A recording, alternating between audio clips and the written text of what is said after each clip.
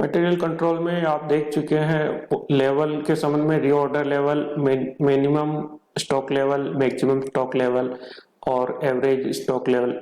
इस संबंध में अपन एक उदाहरण के द्वारा पूरा डिटेल में देख चुके हैं। इसके अलावा एक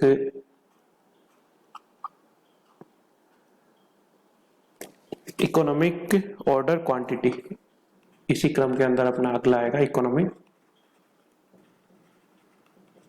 ऑर्डर क्वांटिटी। इसको हिंदी में बोलेंगे आर्थिक आदेश मात्रा।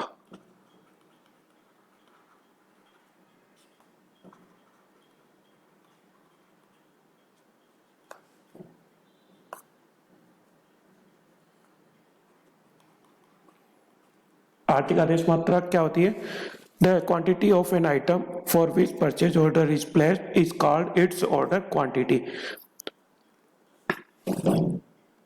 किसी वस्तु की वह मात्रा जिसके लिए आप ऑर्डर देते हो वो वस्तु की मात्रा कहलाएगी ऑर्डर क्वांटिटी, आदेश मात्रा कहलाएगी।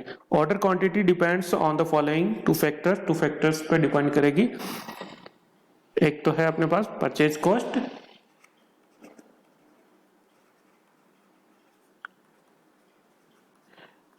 purchase cost on purchasing an item again and again in small lots, the expenses incurred on its purchase increase. If the item is purchased in large quantity at a time, such expenses are reduced. यदि आप छोटी मात्रा में बार बार आदेश देते हैं तो आपके आदेश की जो लागत है वो अधिक आएगी। यदि आप एक ही बार में अधिक मात्रा में बड़ा लॉट के आदेश देते हो तो आपके आदेश की जो लागत है परचेज कॉस्ट वो रिड्यूस हो जाएगी, कम आएगी। फिर सेकंड है carrying cost.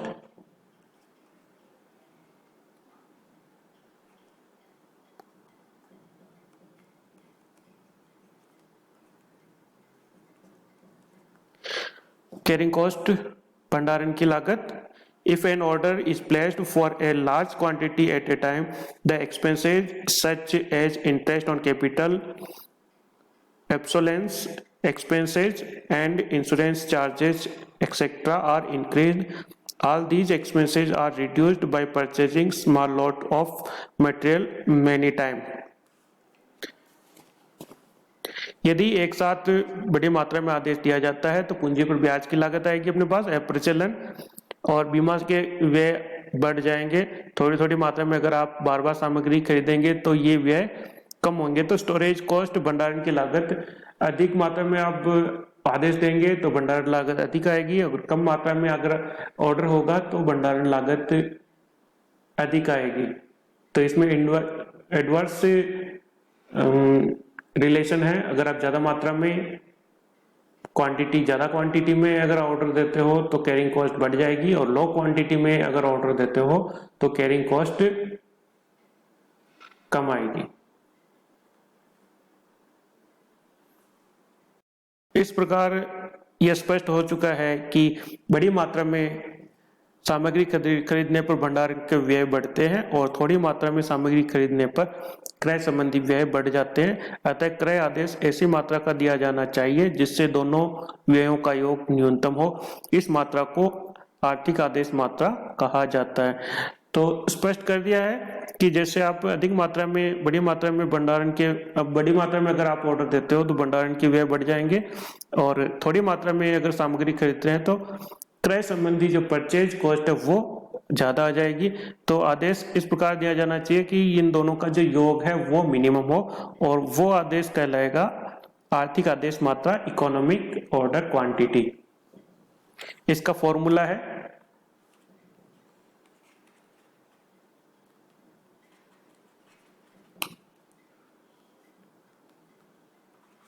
CO upon UI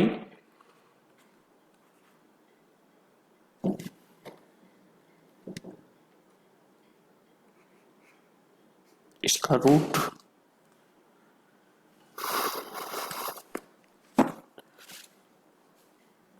और इसका जो है उसको बोल ये ओके।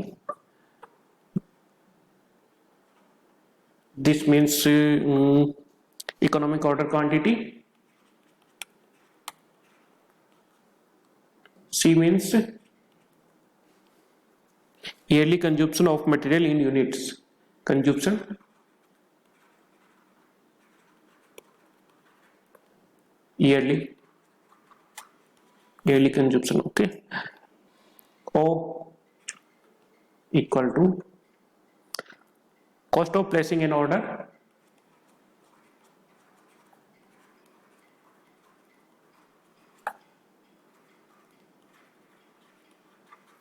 एक ऑर्डर प्लेस करने में जो लागत आएगी वो ओ कहलाएगा. U means cost per unit.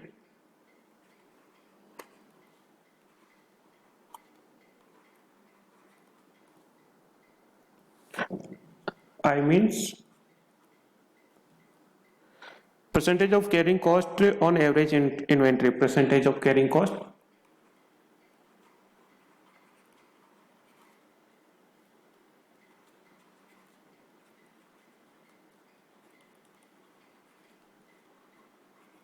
Percentage of carrying cost on average inventory.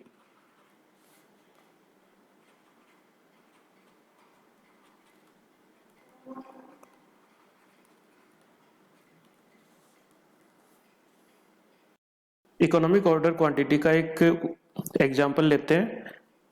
एक वस्तु का वार्षिक उपभोग 2500 इकाई है, तो कंजप्शन सी वार्षिक उपभोग कितना है 2500 इकाइयां. Units annual. ओके. प्रति आदेश लागत 32 रुपए है, तो cost of placing an order O here is 32 rupees.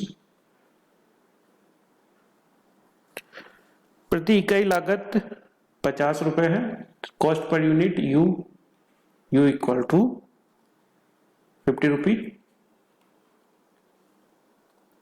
भंडारण की भंडारण लागत औसत सामग्री का 8% है, तो आई है percentage of carrying cost on average inventory. तो ये दिखा रखा है हमने को भंडारण लागत औसत सामग्री का 8% है, तो ये कहलाएगा आई इक्वल टू है 8%.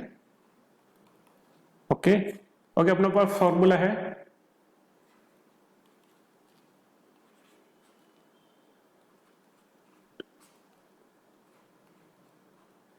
To C upon U I का root.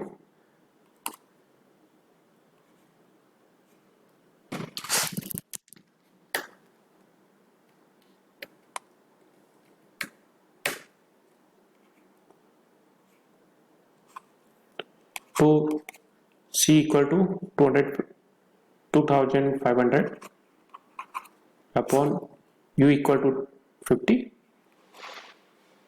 Into I equal to 8%. Okay. ये आएगा अपने पास, इसको सॉल्व करेंगे तो ये आएगा अपने पास 200 इकाइयां. 200 इकाइयां क्या है, EOQ economic order quantity. Denote कर रहे हैं अपन इसको इससे. Okay.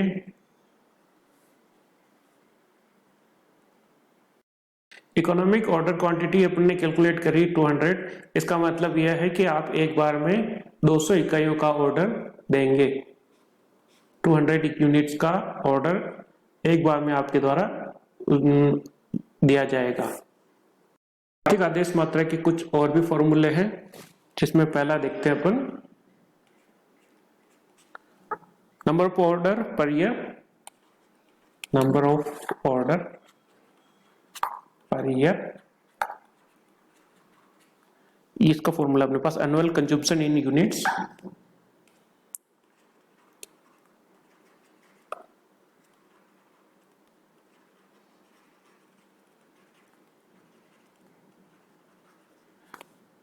Upon EOQ economic order quantity. Second है time gap between two orders, एक दो ऑर्डर के बीच में कितना समय, इसके लिए अपने पास फॉर्मूला है डेज और month in a year upon number of order. तो कितने दिन साल में और ऑर्डर की मात्रा, नंबर ऑफ ऑर्डर कितने हैं, तो इससे आपने कैलकुलेट करेंगे time gap between two order. Okay, उसके बाद में है अपने पास third order cost per year, पूरे साल में ऑर्डर की कितनी कॉस्ट है, तो कुल कितने ऑर्डर दिए और एक ऑर्डर की जो कॉस्ट है उनको मल्टीप्लाई करेंगे, तो number of order multiply by ordering cost per order.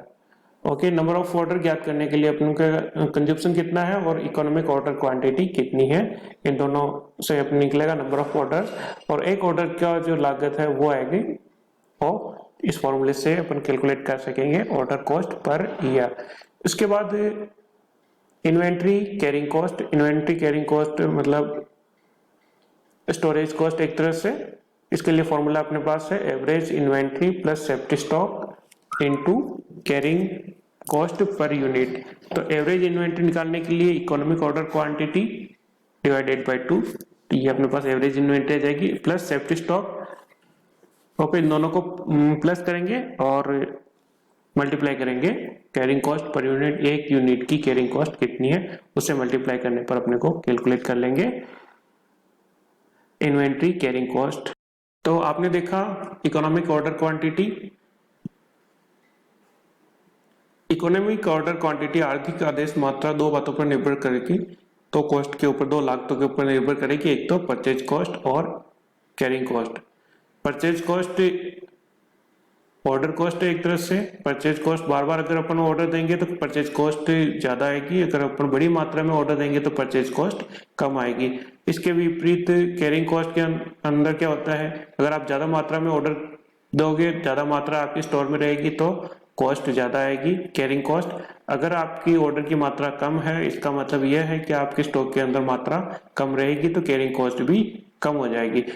Economic order quantity में इन दोनों जो परचेज कॉस्ट और कैरिंग कॉस्ट है, इन दोनों का टोटल को मिनिमम रखने का प्रयास किया जाता है। इकोनॉमिक ऑर्डर क्वांटिटी ज्ञात करने के लिए अपने पास फॉर्मूला है 2CO upon UI root. Okay, Q है अपने पास economic order quantity, C denote करेगा है कंजप्शन, ईयरली कंजप्शन कितना है, O here denotes cost of placing an order, एक ऑर्डर को प्लेस करने की जो लागत है वो ऑर्डरिंग कॉस्ट होगी। फिर U है अपने पास कॉस्ट पर यूनिट, आपके एक ऑर्डर, एक यूनिट की कितनी कॉस्ट है वो। I here denotes percentage of carrying cost in on average inventory, औसत लागत के ऊपर परसेंटेज है, परसेंटेज ऑफ कैरिंग कॉस्ट, ठीक है, भंडारण लागत, एवरेज स्टॉक के ऊपर भंडारण लागत का प्रतिशत कितना है। इसका आपने इलस्ट्रेशन भी देखा है जिसमें C अपने को दे रखा है टोटल कंजप्शन 2500 यूनिट्स और ऑर्डर की कॉस्ट है अपने पास 32, U एक वस्तु एक मद का मूल्य है अपने पास 50 रुपए, ठीक है, कैरिंग कॉस्ट परसेंटेज एवं एवरेज इन्वेंट्री अपने पास 8% है, ठीक है। कैलकुलेट करते हैं इकोनॉमिक ऑर्डर क्वांटिटी, तो रूट 2CO अपॉन UI, ठीक है, 2 इंटू C अपने को कंजप्शन दे रखा 2500 और जस्ट वेट, ओके, ओ अपने पास है 32, तो अपन ने 32 इधर नहीं लिखा था, sorry for that, is 32, okay, divided by 50 unit पर मूल्य है इसका, एक यूनिट का मूल्य 50 रुपए, 50 per unit and I equal to 8%, तो ये अपने पास आएगा 250। ओके, इसके अलावा अपने अलग अलग से फॉर्मूले देखे थे, number of order per year, इसके लिए अपने पास फॉर्मूला था annual consumption in a unit upon economic order quantity. इसके अलावा time gap between two order, date of days और month in year upon number of orders. इसके अलावा order cost per year, number of order into ordering cost per order. तो number of order ज्ञात करने के लिए अपने पास फॉर्मूला है C upon EOQ into O ordering cost per order. इसके अलावा ऑर्डरिंग इन्वेंट्री कैरिंग कॉस्ट अपन ने देखी थी, ओके, थैंक यू।